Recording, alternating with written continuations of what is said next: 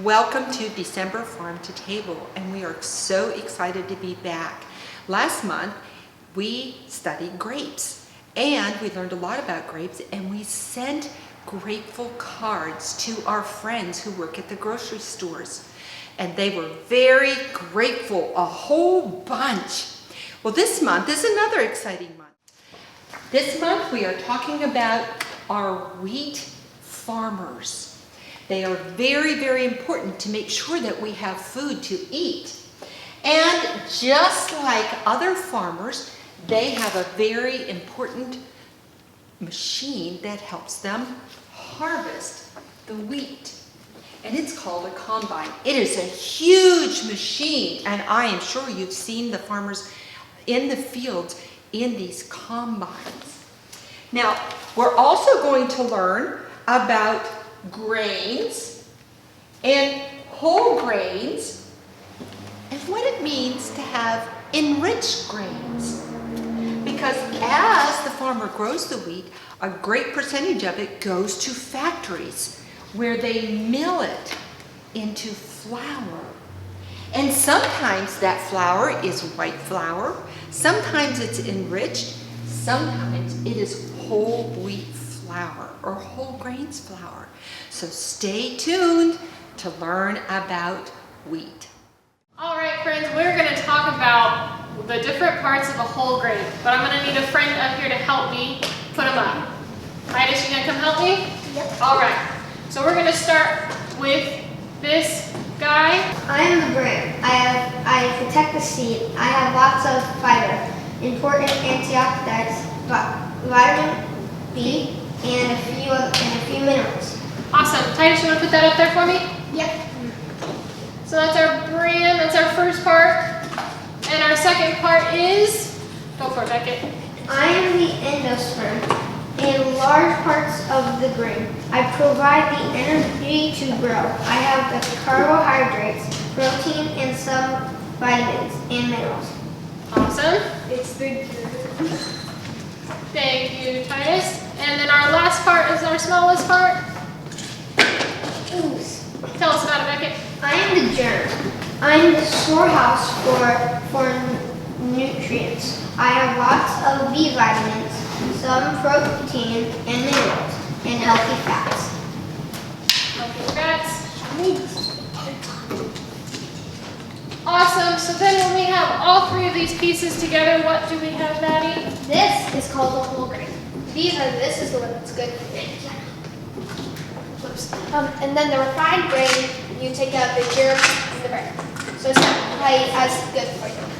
But the enriched grain, you take out again the germ and the bran. But then you add back nutrients. So which version of a grain do you think is the best for you?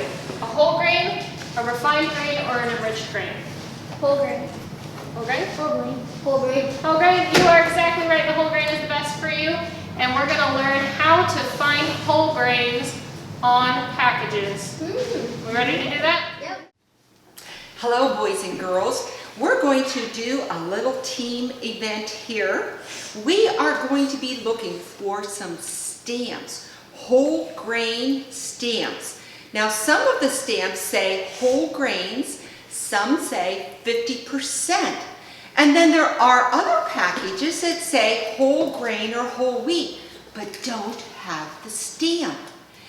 And some of them just simply have it in the ingredients. You know, that big word ingredients, sometimes it's listed there, but it doesn't have the stamp.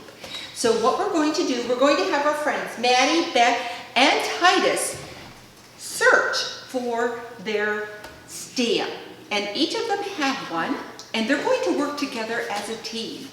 Okay, are you ready for the challenge? Yeah. Way to go! I found my first card says find 2 packages that have the whole grain stamp. And I don't know if you can see, but right here, there's a stamp. My card says find one package that has whole grain listed as one of the descriptions but does not have the whole grain stamp on it. So it says it has whole grains, but it doesn't have the stamp. Very good. It says find one package that has the word enriched listed as part of the description of the grain. I don't know if you can see, but it says long grain enriched rice. And if you remember, enriched is the one where they took it out but added it back in. Very good. And now Titus has been very patient. What were you supposed to find, Titus? This stamp. And it only has, how much? Do you remember? 50% whole grain. Excellent job. So here's our challenge to you, boys and girls. When you go home tonight, look in your cupboards and look at your packages to see if they have that whole grain stamp. Okay, we have another challenge. This is our true or false challenge. We're going to read a question and we're going to go thumbs up if we believe it's true, thumbs down if we believe it's false. Wheat can be planted in the spring, but never in fall, because it will die during the cold winter months.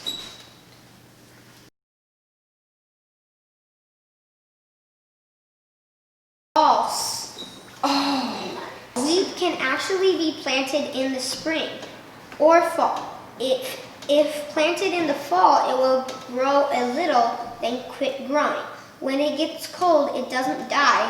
When it gets cold, as soon as it gets warmer.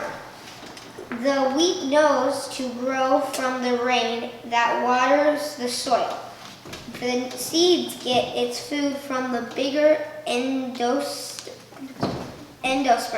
until it gets bigger. Then from the soil through its roots. could you hold that picture up and show the wheat just popping out of the ground? Most farmers cut wheat by hand using a long tool handled called a scythe. I don't know if you can see it, but it's like a long pole and then like a sharp blade. False. A scythe might have been used in years past, like a long time ago, but today's farmers use a combine. It cuts, separates, and cleans the grain all at the same time.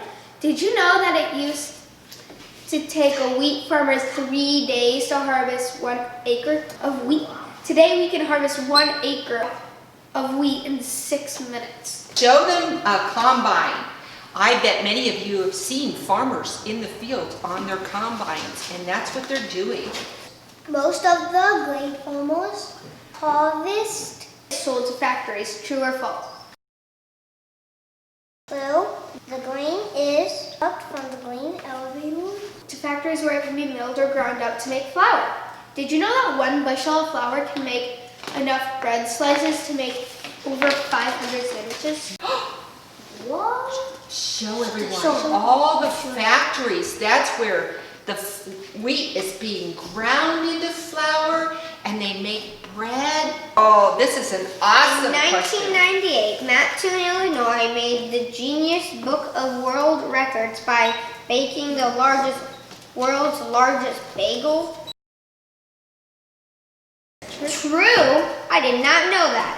The blueberry bagel weighed 714 pounds and was made at the Lender's factory. Now Bimbo Bakeries, it was almost 14 inches tall and 60 inches in diameter.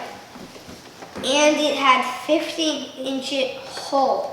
Okay, Maddie. Wheat stems are tall and begin to nod or bend over. The kernels are ripe and it's time to harvest. What's the answer? True. Farmers are always checking their wheat fields. They work hard to protect their crop from disease and pest damage, like flies and mosquitoes. When the wheat turns to a beautiful golden color and begins nodding, it means they are dry and ready to harvest. And if you look here, there are some up close and some of them are in the back, and you can see they're all bent down a little bit. Excellent job. Thank you so much for teaching us.